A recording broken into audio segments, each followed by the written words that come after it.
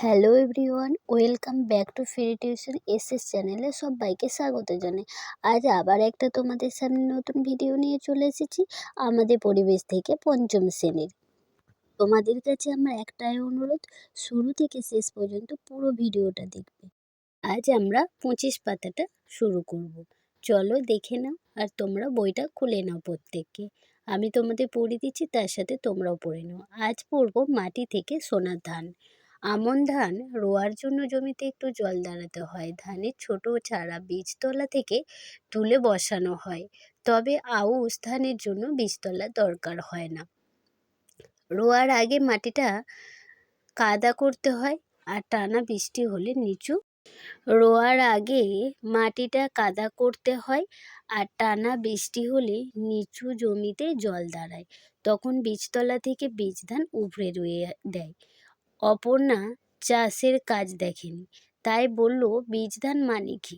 সমীর বলে দিল, প্রথম ছোট জায়গায় ধান ছড়াতে হয়, এটা বীজতলা। আর ঘন হয়ে ছোট ছোট চারা গাছ বের হয়, সে গাছগুলোকে বলে বীজ ধান। হাত খানেক হলে সেগুলো তুলে বসাতে হয়। বিগত খানেক অন্তর সারি দিয়ে বসাতে হয়, আর সেই চারা বসানোকে বলে রোয়া। তাহলে রোয়া কাকে বলে পড়ে নেবে। স্যার বললেন, তাই যে মাটি সহজে কাদা করা যায় তাতেই সহজে জল জমে, সেখানে ধান রোয়া হয়, আর সেই মাটি ধান চাষের জন্য ভালো। পরীক্ষা করে লেখো, আর তোমার কাছাকাছি যেখানে ধান চাষ হয় সেখান থেকে কিছুটা মাটি সংগ্রহ করো, আর সেই মাটি কী ধরনের তা পরীক্ষা করে লেখো। কিভাবে পরীক্ষা করলে ছবি আঁকবে সেটাও দেখাও। তোমরা এটা করে নেবে, আমি তোমাদের পড়িয়ে দিয়েছি, তার সাথে তোমরাও পড়ে নেবে। আমাদেরকে এই চ্যাপ্টার থেকে আমি প্রশ্ন তুলে দিয়েছি, সেই প্রশ্নগুলো তোমরা দেখে নাও আর পড়ে নাও। ভালো করে মুখস্থ করে নেবে, কোনো রকম অসুবিধা হবে না। শুরু থেকে শেষ পর্যন্ত পুরো ভিডিওটা দেখো। আমার অনুরোধ রইল, শুরু থেকে শেষ পর্যন্ত দেখবে। মাটি থেকে সোনার ধান, খুব সহজ প্রশ্ন আছে, সেগুলো তোমরা পড়ে নেবে।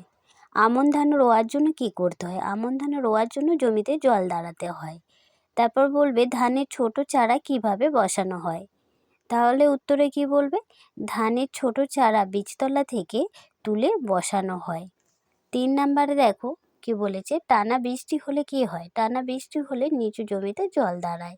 4এ বলবে রোয়ার আগে মাটিটা কেমন করতে হবে। রোয়ার আগে মাটিটা কাদা কাদা করে নিতে হবে। 5 নাম্বার দেখো কি বলেছে, প্রথম কোথায় ধান ছড়াতে হয়। প্রথম একটা ছোট জায়গায় ধান ছড়াতে হয়। 6 নাম্বার বলেছে বীজ ধান কাকে বলে। প্রথমে ছোট জায়গায় ধান ছড়াতে হয়, একে বীজতলা বলে। এর থেকে ঘন হয়ে যে ছোট চারাগাছ জন্মায় তাকে বীজ ধান বলে। তারপরে 7 নাম্বারে দেখো কি বলেছে, কখন বীজ ধানগুলো তুলে বসাতে হয়। হাত খানেক বড় হলে বীজ ধানগুলো তুলে বসাতে হয়। 8 নাম্বার বলেছে কোন ধানের জন্য বীজতলার দরকার হয় না। আউশ ধানের জন্য বীজতলার দরকার হয় না। 9 বলবে কোন মাটিতে সহজে জল জমে। যে মাটি সহজে কাদা করা যায় তাতেই সহজে জল জমে।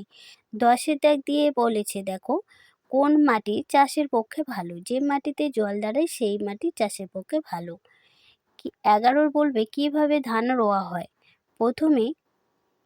প্রথমে ছোট জায়গায় ধান ছড়াতে হয়, সেখানে ঘন হয়ে গাছ হয়, সেই গাছগুলিকে বলে বীজ ধান। বীজ ধানগুলো হাত খানেক হলে সেগুলিকে তুলে বিঘত খানেক অন্তর সারি দিয়ে বসাতে হয়। এই চারা বসানোকেই ধান রোয়া বলা হয়। তারপরে দেখো কিছু প্রশ্ন দিয়ে দিয়েছি, সঠিক শব্দ বসিয়ে শূন্যস্থান পূরণ করো। তোমরা শূন্যস্থান পূরণ করে নেবে। 1 নাম্বারে কি বলবে, ধান ড্যাশের জন্য জমিতে একটু ধান দাঁড়াতে হয় রোয়ার জন্য। বিগত খানেক অন্তর সারি দিয়ে বীজ ধান বসাতে হয়। তারপরে বলে দেবে ছোট চারা ড্যাশ থেকে তুলে বসাতে হয়, বীজতলা থেকে তুলে বসাতে হয়। ঘয়ের দাগটা দেখো কি বলেছে, টানা ড্যাশ হলে মাটিতে জল জমে বৃষ্টি হলে। তারপরে মাথাকে দেখো, ড্যাশ ধানের জন্য বীজতলা দরকার হয় না, আউশ ধানের জন্য। প্রথমে ড্যাশ জায়গায় ধান ছড়াতে হয়, ছোট জায়গায় ধান ছড়াতে হয়। তারপরে দেখো সঠিক উত্তরটি বেছে নিয়ে নেবে, তোমরা পড়ে নেবে এইভাবে। রোয়ার আগে মাটিটা কাদা শুকনো রাখতে হয়, কাদা করতে হয় বা রাখতে হয়। ক্ষয়ের দাগে কি বলবে, হাতখানিক 2 হাত হলে সেগুলো তুলে বসাতে হয় হাতখানিক। গয়ের বলবে যে মাটি সহজে কাদা করা হয় তাতে সহজে জল জমে না জমে না? কি বলবে? জমে। ঘয়ের থেকে বলবে ধান ছড়ালে ঘন হয়ে যে চারা গাছ হয় তাকে বলে বীজতলা না বীজ ধান? কি বলবে? বীজ ধান। তারপরে কি বলবে? চারা বসানোকে বলে রোয়া না উপড়ানো? কি বলবে? রোয়া বলে।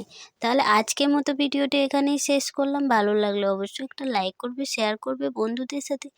হ্যাঁ, সাবস্ক্রাইব করে অল বাটন প্রেস করে দেবে। আবার পরবর্তী পার্টে খুব শীঘ্রই দেখা হচ্ছে। ততক্ষণ পর্যন্ত তোমরা ভালো থেকো, সুস্থ থেকো। আজকের মতো টাটা, বাই, টেক কেয়ার।